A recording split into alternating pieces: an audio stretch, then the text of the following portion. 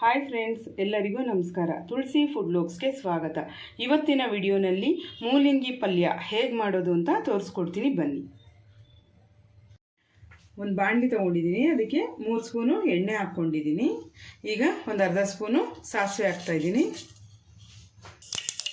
ಈಗ ಕಡಲೆಬೇಳೆ 1 ಸ್ಪೂನ್ ಹಾಕ್ತಾಯಿದ್ದೀನಿ. ಕಡಲೆಬೇಳೆ ಸ್ವಲ್ಪ ಕೆಂಪಗಾದ್ಮೇಲೆ 2 ಈರುಳ್ಳಿ ದೊಡ್ಡದು ಹಾಕ್ತಾಯಿದ್ದೀನಿ. ಇದು ಸ್ವಲ್ಪ ಕೆಂಪಗಾಗೋವರೆಗೂ ಫ್ರೈ ಮಾಡ್ಕೋಬೇಕು.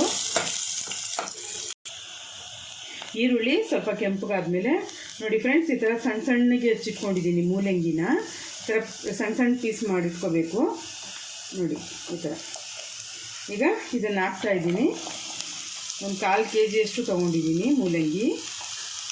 ಇದು ಬೇಯುವಷ್ಟು ನೀರು ಹಾಕ್ಕೋಬೇಕು.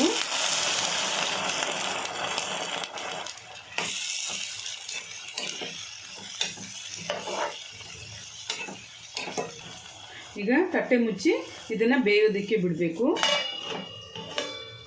ನೋಡಿ ಫ್ರೆಂಡ್ಸ್, ಮೂಲಂಗಿ ಬೆಂದೋಗ್ಬಿಟ್ಟಿದೆ. ಇದು ಬೇಗ ಬೇಯುತ್ತೆ. ಈಗ ಒಂದು 1/4 ಸ್ಪೂನಷ್ಟು ಹಸಿಮೆಣಸಿನ್ಕಾಯಿ ಪೇಸ್ಟ್ನ ಹಾಕ್ತಾಯಿದ್ದೀನಿ. ಅರ್ಧ ಕಪ್ಪು ತೆಂಗಿನ ತುರಿ ಹಾಕ್ತಾಯಿದ್ದೀನಿ. ಕೊತ್ತಂಬರಿ ಸೊಪ್ಪು ಸ್ವಲ್ಪ,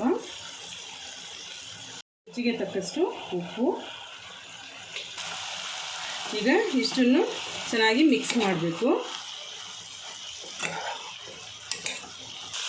ನೋಡಿ ಫ್ರೆಂಡ್ಸ್, ನೀರೆಲ್ಲ ಈ ಥರ ಹಿಂಗೋಗ್ಬಿಟ್ರೆ ರೆಡಿ ಇದೆ ಅಂತ ಅರ್ಥ.